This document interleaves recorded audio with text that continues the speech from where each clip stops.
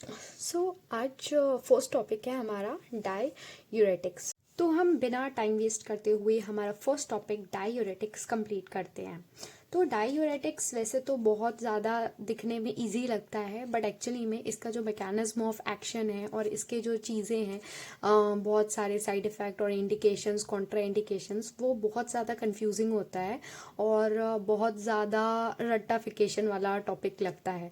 But अगर इसको हम कंसेप्ट वाइज पढ़ेंगे तो वो काफ़ी प्रिसाइसली क्लियर हो जाता है। तो hello everyone, welcome to my channel. So I hope कि आपको ये पसंद आए। So let's start our topic beautiful, that is diuretics.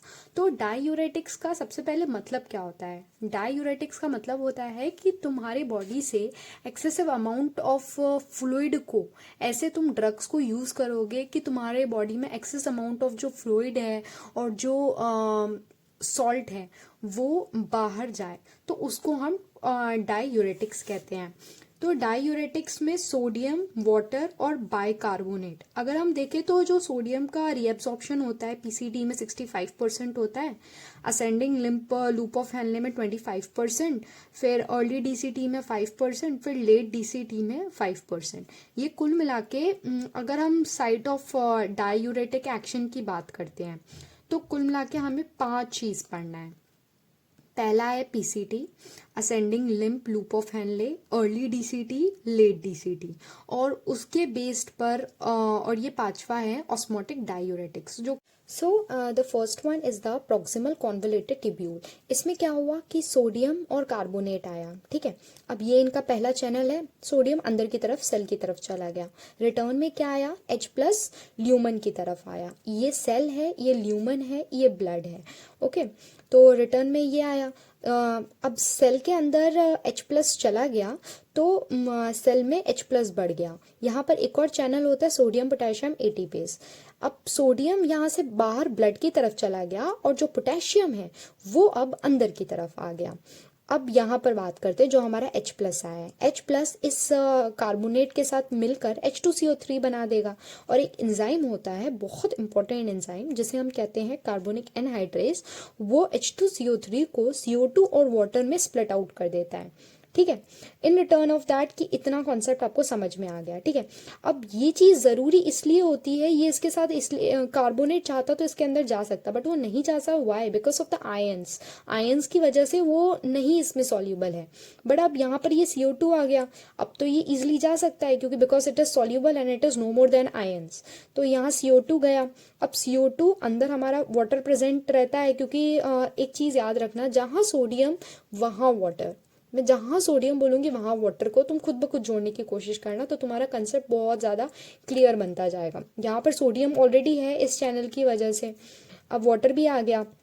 ये वाला CO2 और ये वाला H2O मिलकर बाइकार्बोनेट बन गया। सॉरी, ये डायग्राम थोड़ा छोटा हो गया है, मैं नेक्स्ट टाइम ध्यान दूंगी ताकि बड़ा डायग्राम बनाऊं, तो आपको क्लियर हो सके, ठीक है। अब ये यहाँ पर बाइकार्बोनेट आया। अब ये जो बाइकार्बोनेट है ये टूटेगा तो ये बनेगा कार्बोनेट और H प्लस। हमें जहाँ H प्लस मिलना था वो मिल गया, और कार्बोनेट भी मिल गया जो हमारे सेल के अंदर आना था। अब एक चैनल होता है जो कार्बोनेट को बाहर कर देता है और उसके रिटर्न में क्लोराइड आयन अंदर आ जाता है। ये 1 2 3 4, ये 4 कॉन्सेप्ट है।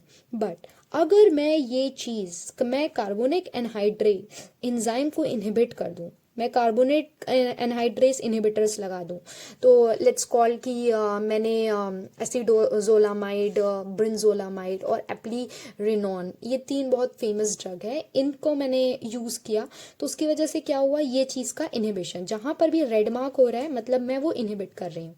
अगर ये चीज़ इनहिबिट हो रही है तो तो ये चीज़ नहीं बनेगी। क्या नहीं बनेगा? हमारा CO2 नहीं बनेगा, मतलब ये जो H2CO3 है वो हमारा इसमें CO2 में ब्रेक डाउन नहीं होगा। CO2 और वाटर, अल्टीमेटली CO2 तुम्हारा कम हो गया, मतलब इसके अंदर CO2 कम हो गया। अब अगर ये कम हो गया तो तुम्हारा H2CO3 भी नहीं बनेगा, ये भी कम बनेगा, ये भी कम जाएगा, ब्लड में अल्टीमेटली HCO3 नेगेटिव तुम्हारा कम हो गया, ठीक है। फिर उसके बाद तुम्हारा ये चीज़ कम हुआ तो तुम्हारा H प्लस भी कम हुआ, इधर पे भी H प्लस कम हुआ। तुमने ये वाला जो ब्लॉकेज है H प्लस अल्टीमेटली तुम्हारा यहाँ पर कम हो गया, और ये वाला तुमने ब्लॉकेज किया था इनहिबिटर्स में, ये वाला जो तुम्हारा चैनल था इसको भी ब्लॉक किया था, तो अल्टीमेटली तुम्हारा सोडियम और H+ का एंटीपोड वो भी अल्टीमेटली बंद हो गया। अगर बंद हो गया तो जो सोडियम आयंस है वो अंदर की तरफ सेल की तरफ नहीं गया, तो अल्टीमेटली क्या हुआ, तुम्हारा एक ये चीज़ इंक्रीज हो गया, ये चीज़ तुम्हारा यहाँ पर बढ़ गया, ये दोनों तो तुम्हारे यहाँ से यूरिन में जा रहे हैं, ठीक है। कौन, Na+ और HCO3 नेगेटिव, और तुम Na के साथ खुद वाटर को भी जोड़ दो, तो ये एक्सेसिव अमाउंट में ये सारा चीज़ तुम्हारा निकल गया। कौन करा रहा है, तुम्हारा कार्बोनिक एनहाइड्रेट इनहिबिटर्स। तो एक बार मैकेनिज्म ऑफ एक्शन जो हमने पढ़ा है उसको मैंने लिख दिया है, तो मैं एक बार बोल के आपको रीड कर रही हूँ ताकि आपको समझ में आए। So carbonic anhydrase inhibition, okay यहाँ पर कार्बोनिक एनहाइड्रेस का इनहिबिशन हो गया, मतलब H2CO3 CO2 और वाटर में नहीं टूटेगा, ठीक है। फिर तो उसकी वजह से क्या होगा, H+ फॉर्मेशन इनसाइड सेल वो डिक्रीज हो रहा है, ऑफ कोर्स डिक्रीज हो रहा है। सोडियम H+ एंटीपोड ये डिक्रीज होगा तो तुम्हारा जो सोडियम आयंस है वो भी नहीं आ पाएगा, वो डिक्रीज होगा, वो भी तुम्हारा उसका एक्शन नहीं हो पाएगा, उसका एंटीपोड डिक्रीज हुआ। सोडियम आयंस और बाइकार्बोनेट आयंस तुम्हारा ल्यूमन में बढ़ गया, excessive amount of water release हो रहा है, तो उसको तुम डायूरेसिस कह रहे हो। So this is the one concept, okay, mechanism of action. Now अब समझने की कोशिश करते हैं कि carbonic anhydrase enzymes inhibitors. Let's take one drug that is the acetazolamide, okay. तो एसीटोजोलामाइड क्या कर रहा है, वो एक कार्बोनिक एनहाइड्रेस इनहिबिटर है। वो क्या कर रहा है, यहाँ पर बाइकार्बोनेट को हमारा रीअब्जॉर्प्शन नहीं, बाइकार्बोनेट आयंस का रीअब्जॉर्प्शन नहीं होने दे रहा है, ठीक है। और एक्सेसिव अमाउंट में जो सोडियम और बाइकार्बोनेट और जो वाटर है वो तुम्हारा उनका एक्सक्रिएशन हो रहा है। अगर अब इस चीज़ को समझने की कोशिश करो, तुम कहाँ कहाँ किन किन जगहों पर इन कार्बोनिक एनहाइड्रेस एंजाइम इनहिबिटर्स का यूज़ कर सकते हो। ब्लड में बाइकार्बोनेट तो तुम्हारा कम है, बट तुम्हारा एसिडिक मीडियम ज़्यादा है, H+ ज़्यादा है, तुम मतलब pH तुम्हारा कम है, मेटाबॉलिक एसिडोसिस, क्योंकि ये बिना आयंस की वजह से हो रहा है, इसीलिए हम इसको NAMA non anionic metabolic acidosis बोलेंगे। मतलब तुम्हारा जो pH है वो कम हो रहा है, pH कम है तो अल्टीमेटली तुम्हारा ब्रेन में जो रिसेप्टर्स होते हैं उनमें सिग्नल जाएगा और वो रेस्पिरेटरी रेट को बढ़ा देंगे, वो भी इन डेप्थ, फास्टर और डेप्थ, ताकि तुम ज़्यादा से ज़्यादा ऑक्सीजन को इनहेल करो और CO2 को ज़्यादा से ज़्यादा एक्सहेल करो। तो इस कंडीशन को रेस्पिरेटरी एल्कोलोसिस कहते हैं, जहाँ पर एक तरीके से हमारा बॉडी खुद डिज़ाइन होता है कि जो pH है उसको वो बढ़ा सके। एक कंडीशन को इमेजिन करने की कोशिश करो कि एक पर्सन है, वो हाई एल्टीट्यूड में गया है जहाँ पर ऑक्सीजन कम होता है, हाइपोक्सिया कंडीशन होता है, तो उस टाइम पर altitude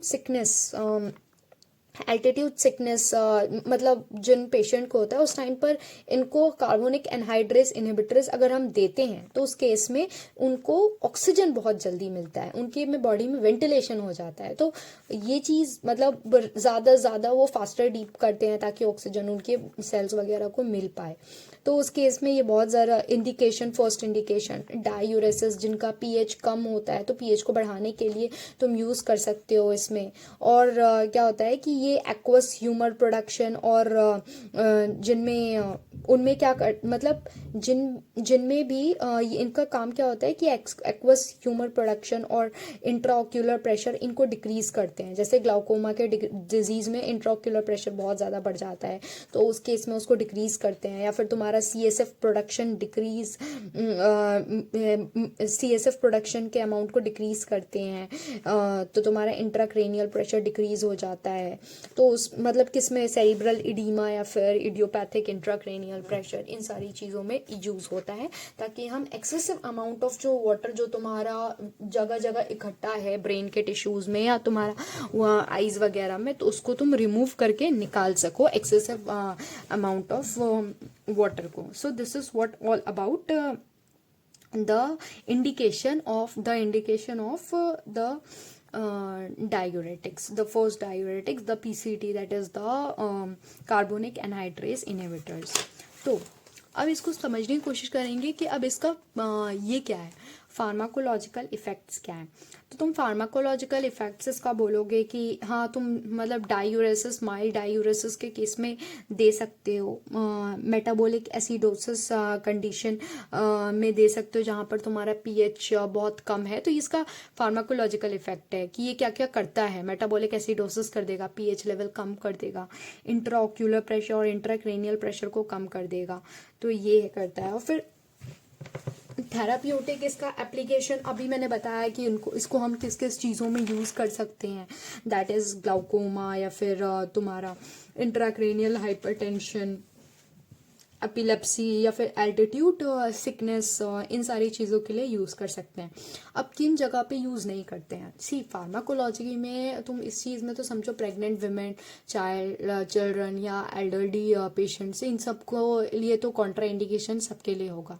but the most important किन जगहों पे हम यूज़ नहीं कर सकते, लिवर सिरोसिस में, या तुम्हारा रीनल फेलियर या रीनल इम्पेयरमेंट हुआ है, या फिर तुम्हारा हाइपोकलेमिया, अगर बॉडी में तुम्हारा पोटेशियम लेवल कम है, हाइपोनेट्रीमिया, नेट्रीमिया मतलब बॉडी में अगर तुम्हारा यूरिन सोडियम लेवल कम है, तो उन केस में हम नहीं यूज़ कर सकते कार्बोनिक एनहाइड्रेस एंजाइम। क्यों? क्योंकि बॉडी में एक्सेसिव अमाउंट ऑफ तो लॉस हो ही रहा है। अगर तुम कार्बोनिक एनहाइड्रेस इनहिबिटर्स दे दोगे तो उसमें और ज़्यादा लॉस हो जाएगा। तो ऐसा तो हम नहीं दे सकते ना। तो हमें चेक करना पड़ेगा कि भाई पेशेंट जो है उनको ये सारी चीज़ें कॉम्प्लिकेशंस तो नहीं है, अगर हैं तो हम उनको ये प्रेफर नहीं करेंगे।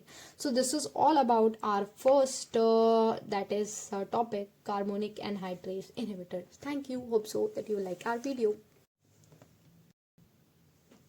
सो the next one is that हमने पहला अभी कार्बोनिक एनहाइड्रेस, उसका मैकेनिज्म ऑफ एक्शन, उसका फार्माकोलॉजिकल इफेक्ट, उसका एप्लीकेशन और उसका कॉन्ट्रा इंडिकेशन हमने पढ़ लिया। अब हमारा सेकंड है ascending loop of Henle loop diuretics. तो मैं यहाँ पर एक बनाती हूँ नेफ्रॉन। तो हमने ये वाला क्लियर कर दिया, अब हम ये वाला पढ़ रहेंगे, ठीक है, this one. which one is the ascending loop of Henle. Okay, so now is that कि ascending में इसमें क्या हो रहा है कि सोडियम, पोटेशियम और क्लोराइड जो को ट्रांसपोर्टर्स हैं, पहले हम मैकेनिज्म में देखते हैं, फिर हम देखेंगे कि अगर हम इनका इनिबिशन करते हैं तो क्या इफेक्ट होता है। अल्टीमेटली ये तीनों के तीनों अंदर इस चैनल के थ्रू जा रहे हैं। ओके, तो सोडियम बढ़ेगा, क्लोराइड आयन बढ़ेगा और पोटेशियम आयन बढ़ेगा। अगेन सेकेंड वन, यहाँ पर एक वो होता है चैनल सोडियम पोटेशियम एटीपेस।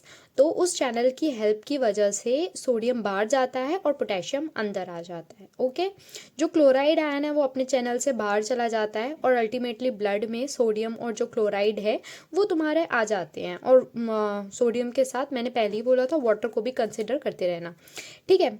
और ये सारी चीज़ें हो गया।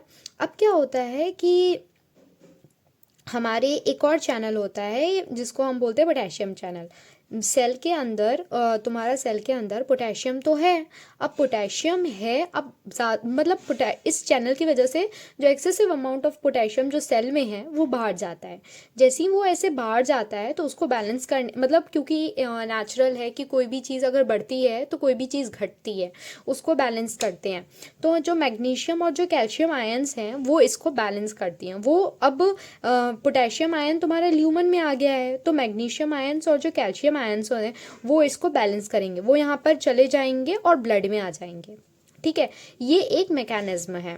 अब इसको समझने की कोशिश करते हैं कि अगर हम लूप डायूरेटिक्स का यूज़ कर रहे हैं, अगर मैं फ्यूरासेमाइड यूज़ कर रही हूँ, अगर मैं टोरासेमाइड यूज़ कर रही हूँ, अगर मैं क्राइनिक एसिड यूज़ कर रही हूँ, या फिर मैं ब्यूमेथामाइड यूज़ कर रही हूँ, तो क्या इफेक्ट होगा।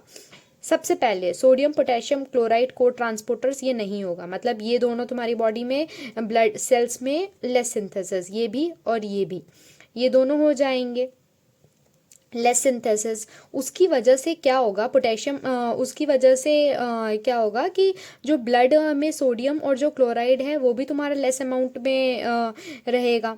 और तुम्हारा जो ल्यूमन है उसमें, क्योंकि ये तो ब्लॉकेज हो गया है तो ये दोनों ल्यूमन में बढ़ जाएंगे, ओके, एंड वाटर भी बढ़ जाएगा। अब क्योंकि यहाँ पर पोटेशियम आयन, क्योंकि अब क्या हो रहा है कि यहाँ पर सोडियम आयंस कम है, तो फिर पोटेशियम आयंस का भी पोर्ट नहीं हो पाएगा, तो पोटेशियम आयन भी कम होगा। ठीक है, अगर पोटेशियम आयन कम है तो यहाँ पर कम सप्लाई हो जाएगा, पोटेशियम आयंस का एक तरीके से लॉस हो जाएगा। ओके, तो लॉस हो जाएगा क्योंकि यहाँ पर बहुत नेगेटिव नेगेटिव, क्योंकि पोटेशियम तो होगा नहीं, तो उसको बैलेंस करने के लिए मैग्नीशियम और कैल्शियम आयंस यहीं ल्यूमन में ही रह जाएंगे, वो यहाँ पर नहीं जाएंगे। तो एक तरीके से कैल्शियम आयंस और मैग्नीशियम आयंस भी यहाँ ल्यूमन में इकट्ठा हो जाएंगे। So that inhibit sodium potassium chloride को transporters, increase this excretion, sodium chloride and water, potassium loss, जिसको हम बोलेंगे कि hypokalemia, and there is a synthesis of PGE and PGI. they are the thing, इस पॉइंट को मैं बाद में आपको अच्छे से समझाऊंगी, बट ये जो तीन चीज़ जो मैंने डायग्राम से एक्सप्लेन किया है, प्लीज़ इसको कंसिडर करके आप अपनी थ्योरी को स्ट्रॉन्ग करिए। एंड प्लीज़ नोट्स की चिंता मत करना, मैं आपको मेरे टेलीग्राम चैनल का लिंक भेज दूंगी जहाँ पर मैं नोट्स डालूंगी, तो you can go through it and download the note and please उसको यूज़ करिए अपने एग्जाम्स के लिए। Okay, so now the next thing, अब हम लूप डायूरेटिक्स के ड्रग्स, मैंने पहले ही बताया फ्यूरोसमाइड्स, टोरासेमाइड्स और ब्यूमेटानाइड है। ठीक है, इस चीज़ को समझने, रिस्पॉन्स एंड डेविएशन, अगर तुम कोई ड्रग 40 मिलीग्राम पे दे रही हो तो उसका इफेक्टिव है, बट एक टाइम ऐसा आएगा तुम कितना भी अमाउंट दे दो उसका इफेक्ट नहीं पड़ेगा। मतलब पर्टिकुलर जो ये ड्रग्स हैं वो अपने एक पर्टिकुलर रेंज पे डिपेंड करते हैं। जैसे मैं एक बात करती हूँ कि इन तीनों की फ्यूरोसमाइड, टोरासेमाइड्स और ब्यूमेटानाइड, इन तीनों की अपनी एक वैल्यू है, अपनी एक जिस टाइम पर वो अपना थ्रेशोल्ड दिखाएंगे एंड वो उनकी फिक्स वैल्यू है। जैसे फ्यूरोसमाइड में 40 मिलीग्राम दूंगी तो वो इफेक्टिव होगा, टोरासेमाइड 20 एंड ब्यूमेटानाइड 1 मिलीग्राम। इनकी बायो अवेबिलिटी 50%। 50% बोले तो मतलब 50% कैसे होता है, मतलब अगर मैं 50% 40 मिलीग्राम का दे रही हूँ तो एब्जॉर्प्शन सिर्फ मुझे 20 मिलीग्राम का ही मिलेगा, और इसका more than 80%। So this is what it call कि मुझे अगर 40 मिलीग्राम का इफ़ेक्टिवनेस चाहिए, तो अगर मुझे 40 मिलीग्राम का इफ़ेक्टिवनेस चाहिए तो मुझे 80 मिलीग्राम देना पड़ेगा।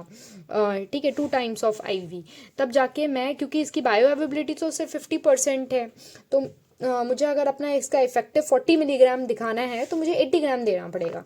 So this is what it all about the furosemides and when we are comparing about these 3 drugs, तो इस तरीके का एक दिमाग में चार्ट बना के रखना। फिर आता है फार्माकोलॉजिकल इफेक्ट, तो it is a powerful diuresis. ठीक है, why, because it is accompanied by loss of potassium, magnesium ion and calcium ions. Okay, हमने अभी डायग्राम में देखा था कि जो पोटेशियम, कैल्शियम आयंस और मैग्नीशियम आयंस का लॉस हो रहा था, वैसो डायलेशन कर रहा था, ज़्यादा से ज़्यादा वाटर को तुम्हारा एक्सक्रिएट आउट कर रहा था, तो वैसो डायलेट हो रहा था। तो तुम किन कंडीशंस में यूज़ कर सकते हो भाई, जिन पेशेंट में बहुत ज़्यादा पोटेशियम है तो उनको तुम एक्सक्रिएट करा दो, जिनमें ज़्यादा कैल्शियम आयन है उनको एक्सक्रिएट करा दो, तो हाइपरकलेमिया और हाइपर कैल्शियमिया में यूज़ हो सकता है। Okay, next one is that कि इसका थेराप्यूटिक एप्लीकेशन क्या है कि पेरिफेरल इडीमा, मतलब अब देखो तुम्हारी बॉडी से एक्सेस अमाउंट में फ्लूइड और जो सॉल्ट है वो बाहर जाएगा, तो कहीं ना कहीं इंटरस्टिशियल जो टिश्यूज़ है वहाँ पर रिटेन रहेगा, तो तुम्हें सिम्टम्स इडीमा वगैरह, स्वेलिंग्स वगैरह दिखाई देगा। तो किन पेशेंट, अब हार्ट फेलियर के पेशेंट में क्या होता है, पंपिंग नहीं हो पाती है, मतलब एक्सेस ऑफ जो फ्लूइड है वो जमा होने लग जाता है, तो हार्ट फेलियर मतलब सोडियम आयंस और वाटर इन सबको वो नहीं रीअब्जॉर्प्शन, ब्लड सर्कुलेशन नहीं कर पाते, तो इन केसेस में देना बहुत ज़रूरी है ताकि ज़्यादा से ज़्यादा जो हमारा फ्लूइड है वो एक्सक्रिएट आउट और जो सॉल्ट है वो बाहर निकल सके बॉडी में। तो heart failure, renal failure, liver cirrhosis में कर सकते हैं। इमरजेंसी कंडीशन में ये कुछ pulmonary oedema, cardiac asthma, acute attack of glaucoma, hypercalcaemia, poisoning with water soluble toxins, इन सारी इमरजेंसी कंडीशंस में यूज़ आउट कर सकते हैं। Now what are the side effects? What are the side effects of loop diuretics? देखो, potassium का loss तो हो रहा है, बट अगर ज़्यादा भी ना हो, हाइपोकलेमिया ना हो जाए, हाइपोमैग्नीशिया ना हो जाए, हाइपोयूरिसीमिया ना हो जाए, बॉडी में जो पीएच लेवल है वो तुम्हारा एकदम से कम ना हो जाए, मेटाबॉलिक एल्कोलोसिस नहीं हो जाए, ऑटोटॉक्सिसिटी मतलब ईयर डैमेज ना हो पाए, ना हो जाए, पोस्चरल हाइपोटेंशन ना हो, या फिर तुम्हारा कोई allergic reaction, these are all the side effects of the loop diuretics. Okay, the next one is that early distal convoluted tubules. अब now the third one is that early distal convoluted tubule. इससे पहले हमने PCT, हमारा ascending limb और early distal जो अभी हम पढ़ेंगे, ये दोनों टॉपिक हमने कंप्लीट कर चुका है. ओके, सो यहाँ पे मैंने एक डायग्राम बनाया है, सुंदर सा डायग्राम. सो होप सो आपको अच्छा लगे. So please like and subscribe our channel. This is my first video and I am too nervous and so please I hope so you like it. So sodium potassium ये co transporter है. Okay, तो sodium और जो chloride ion है वो तुम्हारा यहाँ से, ये एक चैनल है, इसके थ्रू अल्टीमेटली जो है सोडियम और क्लोराइड आयन हमारा सेल में आ गया.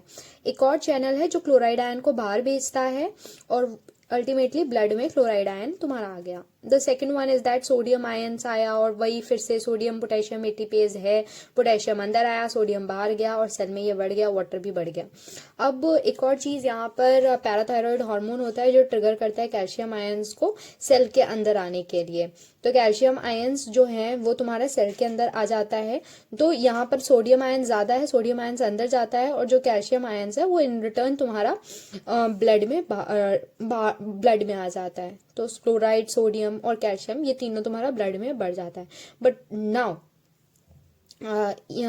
What is the most important thing, अगर तुमने यहाँ पर कोई ड्रग का यूज किया थायाजाइड डायूरेटिक्स का, तो उसमें क्या होता है कि ये ट्रांसपोर्टर है सोडियम क्लोराइड वो इनहिबिट हो जाता है. तो अल्टीमेटली ये सारी चीज यहाँ पर कम हो जाती है. क्लोराइड आयन कम होगा, इधर पे क्लोराइड आयन कम होगा, सोडियम आयन कम होगा, इधर पे सोडियम आयन कम होगा, वाटर कम होगा. अब अगर कम सोडियम आयन्स है तो तुम्हारा जो कैल्शियम आयन है वो भी तुम्हारा मतलब कम, यहाँ पर सोडियम आयन्स कम है तो वो यहाँ पर नहीं जा पाएगा. तो ज्यादा से ज्यादा जो कैल्शियम आयन्स हैं वो तुम्हारा बाहर की तरफ, इस चीज को मेंटेन करने के लिए कैल्शियम आयन्स तुम्हारा ज्यादा से ज्यादा बाहर की तरफ ट्रिगर्ड आउट हो जाएगा. तो यहाँ से लॉस किसका होगा? कैल्शियम आयन्स का. तो कैल्शियम आयन्स एक तरीके से लॉस हो रहा है, सोडियम क्लोराइड और वाटर बढ़ रहा है. सो मैकेनिज्म, अब इसको मैं जरा लिखा है मैंने, इसको मैं पढ़ के बोलती हूँ. Blocking of sodium chloride transporter in the distal tubules, yes. Increase reabsorption of calcium ions in the distal tubules, yes. Inhibit carbonic anhydrase in PCT.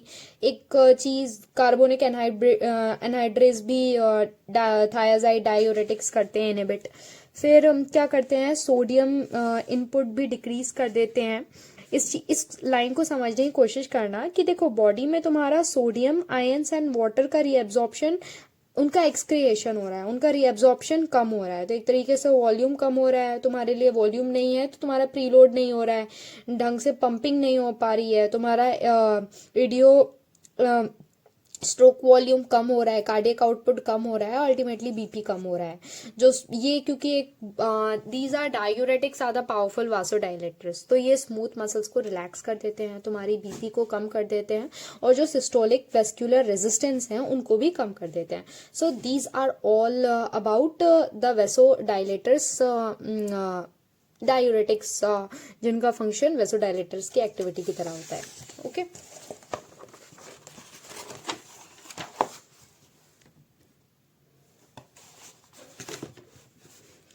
Now pharmacological effects. ये एक वासोडाइलेटर्स तो होते हैं, इंट्राऑक्यूलर फ्लूइड, एक्सेसिव अमाउंट को fluid को बाहर निकालते हैं. कैल्शियम आयंस को भी हमने देखा है कि लॉस करवा रहे हैं. और ये एक मॉडरेट प्रोलॉन्ग डायूरेसिस है. ये बहुत इंपॉर्टेंट पॉइंट है क्योंकि आने वाले अभी हम नेक्स्ट जब पोटेशियम स्पेरिंग करेंगे तो वो वीक डायूरेसिस में आते हैं. तो ये 1 मार्क क्वेश्चन पूछते हैं, बहुत इंपॉर्टेंट है. इंडिकेशन भाई, किसी पेशेंट का हाइपरटेंशन है तो तुम एक्सेसिव अमाउंट ऑफ उसको वैसोडाइलेट करा दो, उसके स्मूथ मसल्स को रिलैक्स करा दो, सोडियम वाटर का रीएब्जॉर्प्शन कम करा दो, एक्सक्रेशन ज़्यादा करा दो, तो हाइपरटेंशन के केस में तुम यूज़ कर सकते हो। Chronic peripheral oedema, heart failure, liver cirrhosis, renal failure में यूज़ कर सकते हो। हाइपर कैल्शी यूरिया मतलब किडनी स्टोन, जहाँ पर मोर कैल्शियम आयंस को तुम्हें मतलब ज़्यादा से ज़्यादा स्टोन्स बन रहे हैं, उस चीज़ को यूज़ करना है ताकि लॉस हो जाए कैल्शियम आयंस का, तो उनमें तुम यूज़ कर सकते हो। ऑस्टियोपोरोसिस, हड्डियों वाली जो एल्डरली पेशेंट्स में होती है, उन केस में यूज़ कर सकते हो। तुम्हारा ज़्यादा से ज़्यादा कैल्शियम आयंस का यूरिन के थ्रू लॉस करा सकते हो। Absorption, more calcium ions in blood and less in urine. So that the next one is that the side effects. Side effects में hypokalemia, hypomagnesia में use कर सकते हो, hypotension, again the same thing, वही सारी चीज़ें हैं जो repeat out होती हुई हैं। Now the next one is that late distal convoluted tubule. इसमें क्या आता है, दो चीज़ आता है, एक तो एड्रेनर्जिक ब्लॉकर्स आता है और एक इनैक्ट ब्लॉकर्स आते हैं। तो उसमें हम स्पाइरोलैक्टम्स और एप्लीरिनॉन पढ़ेंगे और इनैक्ट में एमिलोराइड्स पढ़ेंगे। तो इसमें क्या होता है, सिंपल ये वाला चैनल है तो सोडियम अंदर जाता है, सोडियम जाएगा, पोटेशियम अंदर, सोडियम बाहर जाएगा, पोटेशियम अंदर की तरफ आएगा, सोडियम पोटेशियम एटीपीएस के through. Again the same things, यहाँ पे ये एल्डोस्टेरॉन्स है, ठीक है, एड्रीनल ग्लैंड से एल्डोस्टेरॉन्स रिलीज आउट होता है। तो एल्डोस्टेरॉन्स जब ब्लड वेसल से अंदर जाएगा तो यहाँ पर सेल्स होता है, तो वो नए जीन्स प्रोटीन सिंथेसिस बनाता है, तो उसकी वजह से पोटेशियम आयंस तुम्हारा बहुत इंक्रीज आउट होता है, तो बाहर भी निकलता है अपने चैनल्स के थ्रू और ल्यूमन में बढ़ जाता है। बट अब क्या होता है कि अगर हम यहाँ पर एल्डोस्टेरॉन एंटागोनिस्ट का यूज़ करेंगे तो ये प्रोसेस नहीं हो पाएगी, मतलब पोटेशियम कम होगा। अगर पोटेशियम कम होगा तो यहाँ पर पोटेशियम जाएगा नहीं, पोटेशियम का लॉस हो रहा है। और इनैक्ट ब्लॉकर्स, अगर ये चीज़ नहीं होगी तो इधर पे ये चीज़ भी बाहर नहीं जाएगा और अल्टीमेटली हमारा पोटेशियम भी कम है, ऑलरेडी कम है, इधर पे भी कम है, पोटेशियम का लॉस तो हो ही रहा है। ब्लॉक होगा तो सोडियम यहाँ पे बढ़ जाएगा और वाटर भी बढ़ जाएगा। तो मैंने यहाँ पर लिख दिया है मैकेनिज्म ऑफ एक्शन के block mineralocorticoids receptors in distal tubules and convoluted tubules and it decrease gene expression and it increase synthesis of sodium channel protein, sodium potassium ATPase. It increase excretion of sodium and retention of potassium. सबसे important है कि ये जो diagram है इसकी understanding अगर हो गई, इसका फ्रेम अगर दिमाग में बन गया, तो आप पॉइंट्स खुद बना के लिख सकते हो और आप समझ सकते हो और आप बता सकते हो मैकेनिज्म ऑफ एक्शन बिना देखे। तो ये डायग्राम को अब बार बार प्रैक्टिस करना, ट्राई करना, तब जाके मतलब क्लियर होगा। अगेन मैंने बोला था फार्माकोलॉजिकल इफेक्ट्स में it was a weak diuresis, okay. Indications में तुम हाइपर, बहुत कौन सिंड्रोम एक ऐसी चीज, मतलब एक सिंड्रोम है जिसमें एल्डोस्टेरॉन की सिंथेसिस बहुत ज़्यादा होती है, तो मतलब सोडियम का एक्सक्रिएशन, वाटर का एक्सक्रिएशन बहुत ज़्यादा होगा, पोटेशियम लॉस होगा। तो फिर उस केस में तुम अगर एल्डोस्टेरॉन एंटागोनिस्टिक देते हो तो बहुत तो उसकी वजह से क्या होगा कि मतलब उन पेशेंट के लिए ज़रूरी होगा जो हाइपर टेंशन वाले होते हैं या फिर क्रोनिक हार्ट फेलियर के लिए, तो वो अल्टीमेटली कम कर देगा सोडियम एंड वाटर का जो एक्सक्रिएशन है। Chronic failure, heart failure, hypertension, hypokalaemia, hyper androgenaemia, nephrogenic diuretics, and again the side effects are gynecomastia, which are the masculine the girl like features in the male, like उसमें होता है, and hyperkalaemia हो जाएगा ज़्यादा से ज़्यादा अगर potassium बढ़ जाए, या फिर इरेक्टाइल डिसफंक्शन होगा या इरिटेशन ऑफ द जीआईटी होगा।